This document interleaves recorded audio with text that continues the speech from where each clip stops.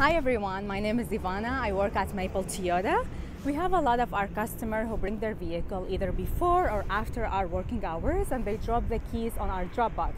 First, to do that, you will have to park your car in our service parking lot, and after that, you'll walk your way to our dropbox.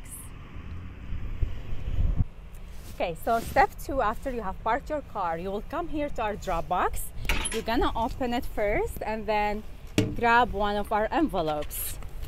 You're gonna fill this information here and put your keys inside the envelope.